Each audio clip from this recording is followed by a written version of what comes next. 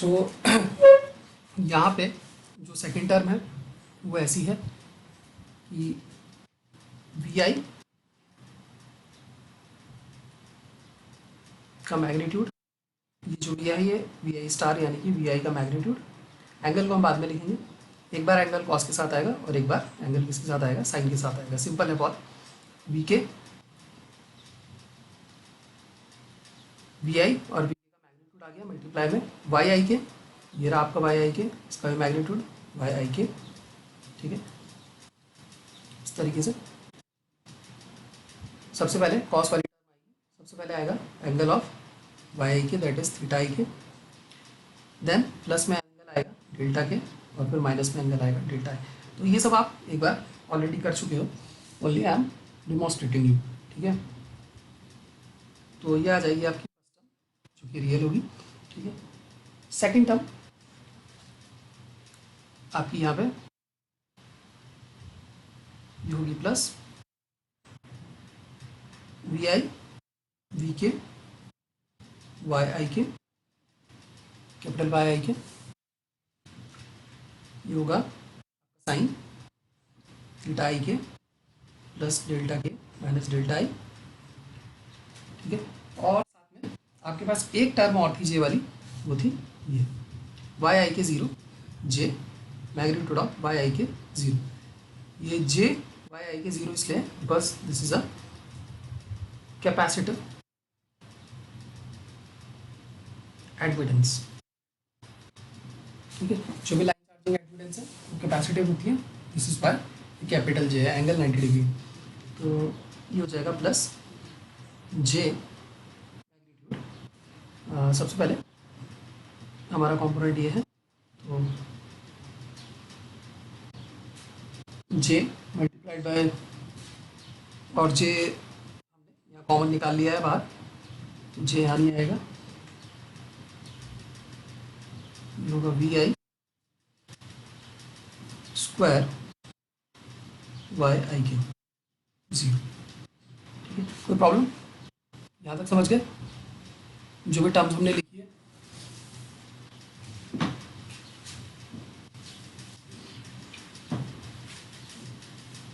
Surabhi, any doubt? Surabhi Mahesh,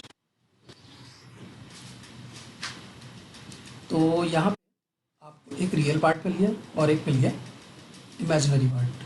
ठीक है, इसको थोड़ा सा और अच्छे से लिख लेते हैं एक बार। पी आई के माइनस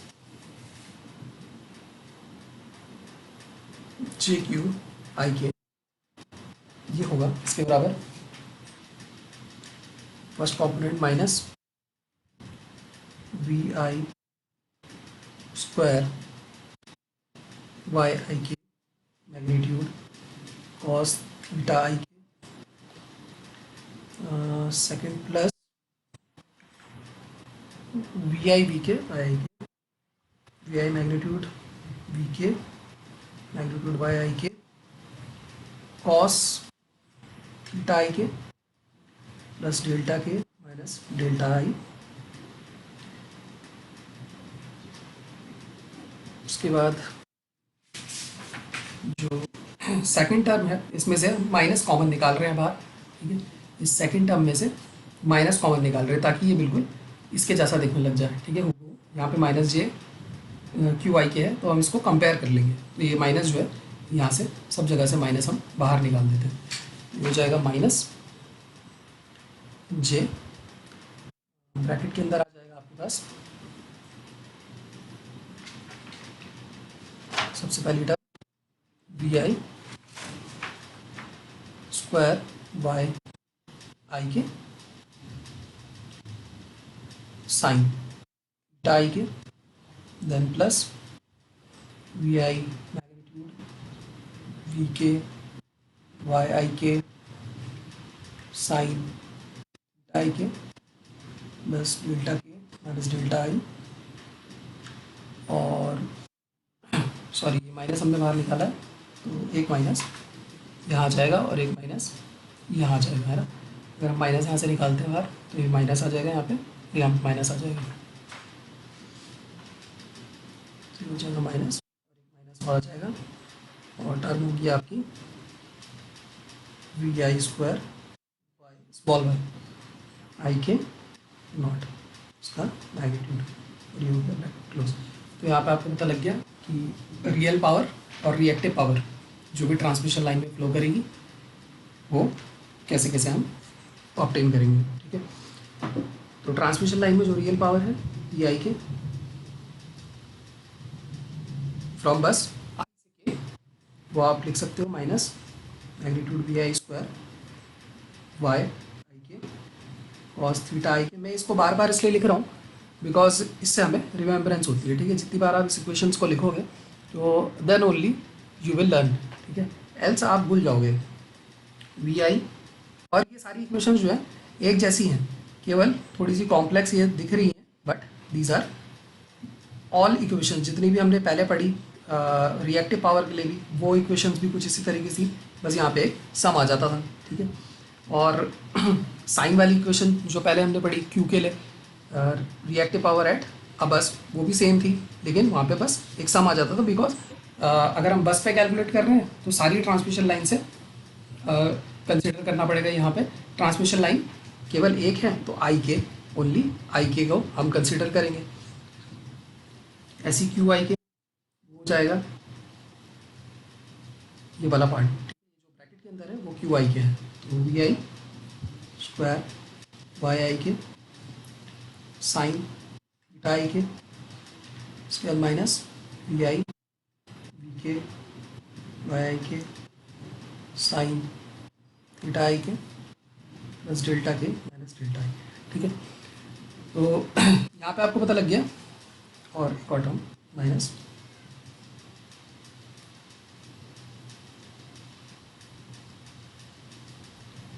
ठीक है, ओनली जो रिएक्टिव पावर है उसमें ये वाली टर्म एक्स्ट्रा है। ठीक है, ये टर्म एक्स्ट्रा क्यों है? This is because of the line charging. ठीक है, तो ये तो हो गया पावर फ्रॉम आपकी कहाँ से ये पावर है आपकी फ्रॉम आई टू के, यानी कि आई बस से के बस की तरफ जो कॉम्प्लेक्स पावर जाएगी एस आई के, उसके दो पार्ट्स होंगे, एक होगा पी आई के और एक होगा क्यू आई के, यानी कि रियल पावर और रिएक्टिव पावर, और दोनों को निकालने के फॉर्मूले आपकी स्क्रीन पे हैं।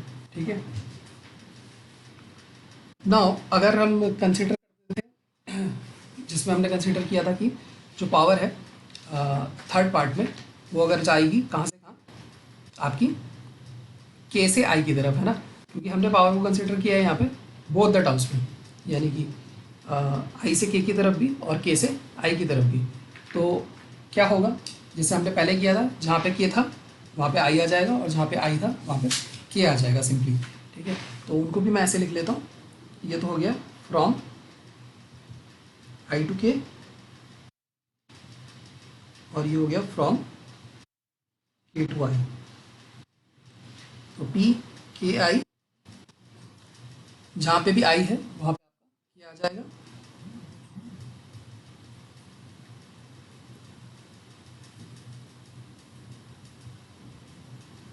प्लस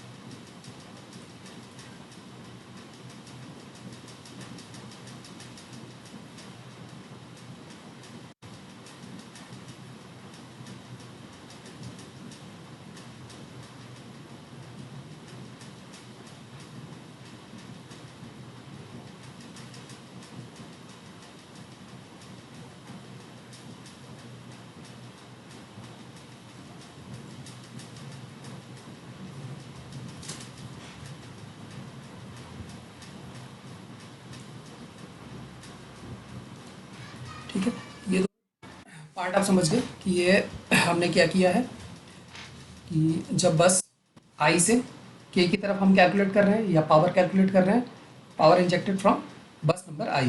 तो इंजेक्टेड फ्रॉम बस आई, जिसका मतलब है एस आई के, तो पी आई के और क्यू आई के इस तरीके से है।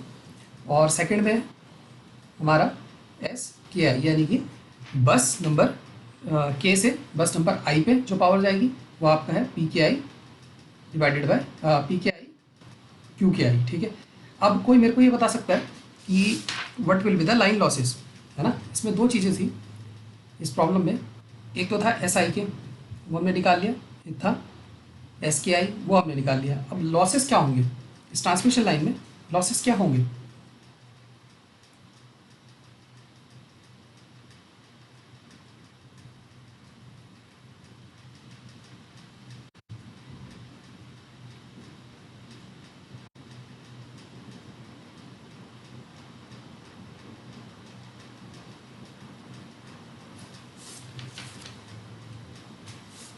सुरभि, आप बता सकते हो?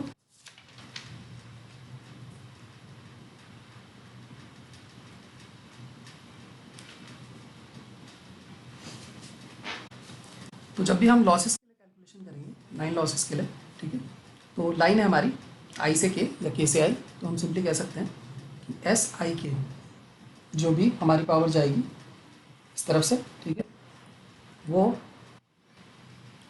और एक पावर के आई से, ठीक है, तो इन दोनों को लेकर के ही हमें लॉसेस की कैलकुलेशन करनी है। तो सबसे पहले मैं देख लेता हूँ कि रियल लॉसेस, ठीक है, तो ये बहुत सिंपल है, that P power losses in transmission line I K, power losses in transmission line I K, वो किसके बराबर होगा, जो भी रियल पावर है आई से के की तरफ प्लस कर देंगे हम उसको रियल पावर ऑफ के से आई। ठीक है, तो वैसे तो एक पॉजिटिव आएगा एक नेगेटिव आएगा, तो there will be a difference. ठीक है, however we have to write it like this. ठीक है, P I K plus P के आई इन वॉट्स और मेगावाट। ठीक है, तो ये हो गया आपका रियल पावर लॉसेस। ठीक है, इसी तरीके से अगर reactive losses, reactive power losses निकालने तो Q I K plus Q के आई, वो हो जाएगा आपका रिएक्टिव पावर लॉसेस। ठीक है, इसके लिए फॉर्मूला आपको पता है, इसके लिए आपको पता है, इसके लिए भी आपको पता है और इसके लिए भी आपको पता है। ठीक है, इन चारों को हमें कैलकुलेट करना पड़ेगा और then we will get the power losses. ठीक है, तो आई होप ये टॉपिक सबको समझ में आ गया होगा। ठीक है, if there is any problem with this topic, समझ में नहीं आया तो आप डाउट पूछ सकते हो, अभी भी कहीं भी कोई डाउट है तो।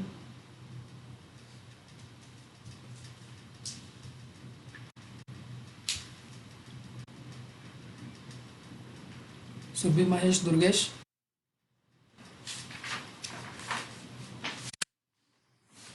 ओके। तो एक बार जो भी ये हम कर रहे हैं, ठीक है, प्रॉब्लम कर रहे हैं, पावर फ्लो के लिए हम सॉल्व कर रहे हैं जो भी, तो उसको एक बार देख लेते हैं कि व्हाट वी हैव लर्न। सबसे पहले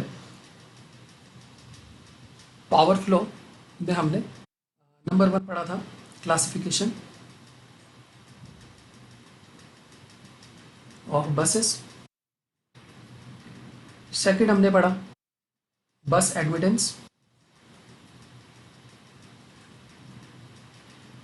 मैट्रिक्स कैसे उसको फाइंड आउट करते हैं, उसमें हमने 2 तरीके की प्रॉब्लम देखी, विद आउट लाइन चार्जिंग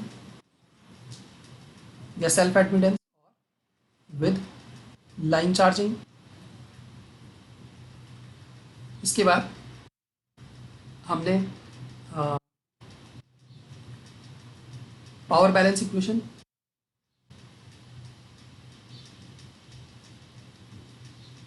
यहाँ से हमारे पास आई थी कैलकुलेशन ऑफ बस वोल्टेजेस।